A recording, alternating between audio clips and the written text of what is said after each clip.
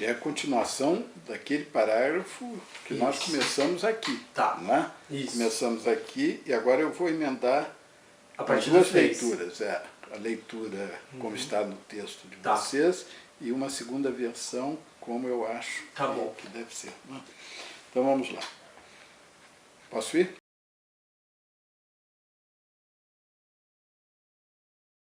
Se é possível dizer uma coisa dessa. Não, tem poemas que eu vibro menos em Drummond, mas tem outros que...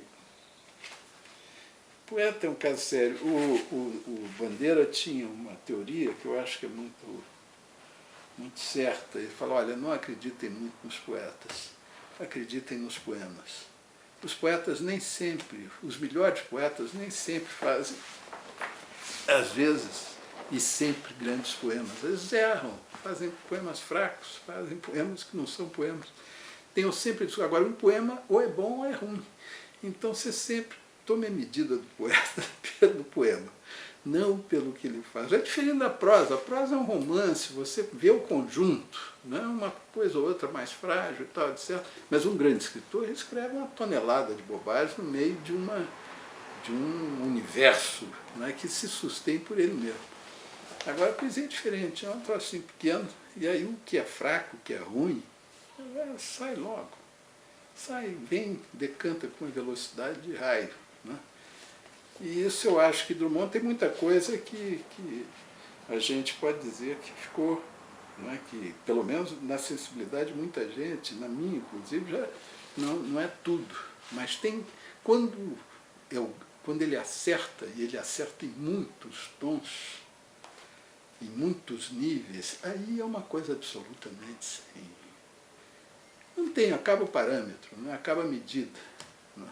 Ele acerta no centro, no nervo. Né? Então aí aquilo te constrói por dentro. Na realidade ele te constrói, ele é um engenheiro da sua alma, e da sua sensibilidade, da sua percepção. Né? Todo o seu mundo você começa a enxergar antes e depois de Drummond. Depois que você lê Drummond, você vai ver o mundo de uma forma diferente. É uma espécie de lente ocular que ele prega por dentro do seu olho, né? E você passa a ter uma visão que ele já de certa forma colocou ali dentro e que vai se misturando com a sua. E como é um poeta, tem isso de bom. Ele não é autor. No fundo, ele abre, ele descortina um universo que existe, que está ali, que você vai ajudar e vai seguir em frente com ele, com a sua própria visão. É uma mistura de luzes, de refrações, é uma beleza, é uma coisa, é um assombro você ter um poeta como esse. É um assombro. Se algum dia eu fosse, coisa que nunca aconteceria na minha vida, né? Fosse falado, olha, eu te dou aqui, né, chegasse num cartório qualquer universal com uma autoridade dessas, da mundial, se fosse possível imaginar as Nações Unidas com uma função cartorial universal, você vai ter a nacionalidade que você quiser. Né? Você pode ser americano, você pode ser francês, você pode ser os grandes do mundo, né? Os países mais com civilizações soi-disant mais desenvolvidas, mais consistentes. Mas você entregaria a sua nacionalidade brasileira? Não. E por quê? Por quê? Eu falei, não, só tem uma razão. Todas as outras eu poderia dispensar, inclusive o território, as belezas naturais, o meu próprio sangue. Mas eu não entregaria o grande poeta. Esse poeta me fez brasileiro. Me fez brasileiro. É um cara sensacional. Sensacional. Muito bem, o depoimento está aí ou já gravou? Ah, é? Bom, então pronto. Tá lindo. Não é? Uhum. Acho que aí saiu, foi bom porque eu não sabia. Por isso que eu também não falei nada. Se eu soubesse, eu não diria. Bom, então é o seguinte, olha, eu diria, né, abrindo, de Carlos Drummond de Andrade, Divagação sobre as Ilhas.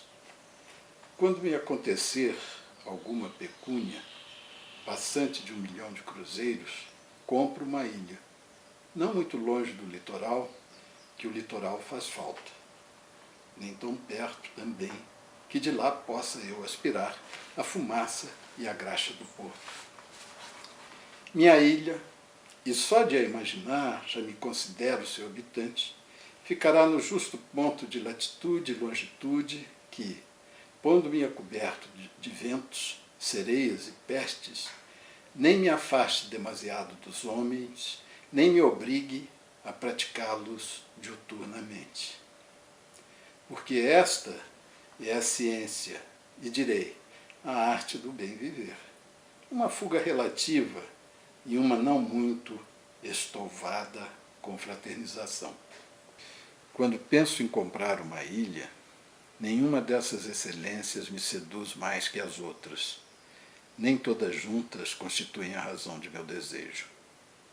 Sou pouco afeiçoado à natureza, que em mim se reduz quase que a uma paisagem moral, íntima, em 2 ou 3 tons, só que latejante em todas as partículas. A solidão carrego-a no bolso, e nunca me faltou menos do que quando, por obrigações de ofício, me debruçava incessantemente sobre a vida dos outros. A casa de campo é diferente. A continuidade do solo torna um pobre complemento dessas propriedades, individuais ou coletivas, públicas ou particulares, em que todo o desgosto, toda a execrabilidade, toda a mesquinhez da coisa possuída, taxada, fiscalizada, trafegada, beneficiada, herdada, conspurcada, se nos apresenta antes que a vista repare em qualquer de seus eventuais encantos. A casa junto ao mar, que já foi razoável delícia, passou a ser um pecado depois que se desinventou a relação entre homem, paisagem e moradia. Tudo forma uma cidade só, torpe e triste, mais triste talvez do que torpe. O progresso técnico teve isto de retrógrado. Esqueceu-se completamente do fim a que se propusera, ou devia ter se proposto. Acabou com qualquer veleidade de amar a vida, que ele tornou muito confortável, mas invisível.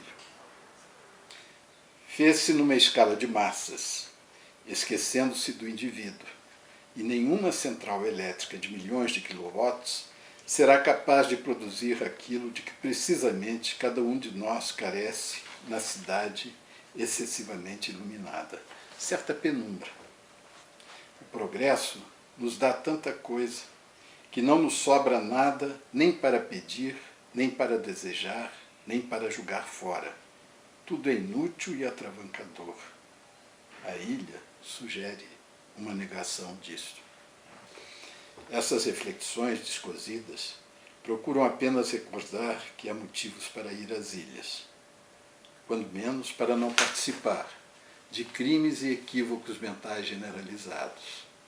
São motivos éticos tão respeitáveis quanto os que impelem à ação o temperamento sôfrego. A ilha é meditação despojada, renúncia ao desejo de influir e de atrair. Por ser muitas vezes uma desilusão, paga-se relativamente caro. Mas todo o peso dos ataques desfechados contra o pequeno Robson moderno, que se alongou das rixas miúdas, significa tão somente que ele tinha razão em não contribuir para agravá-las. Em geral, não se pedem companheiros, mas cúmplices. E este é o risco da convivência ideológica. Por outro lado, há certo gosto em pensar sozinho. É ato individual, como nascer e morrer. A ilha é, afinal de contas, o refúgio último da liberdade, que em toda parte se busca destruir. Amemos a ilha. Pronto. Tá bem? Aí fechamos, não é?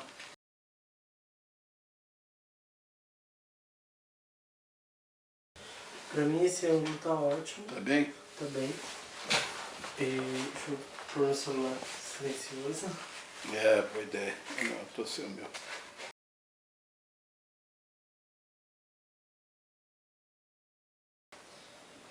Vou desligar, não tem problema. Não sei se eu fecho aquela porta para evitar qualquer interrupção. Quer que eu feche? Ah, acho ótimo. Cuidado, hein, com a escada. Uhum.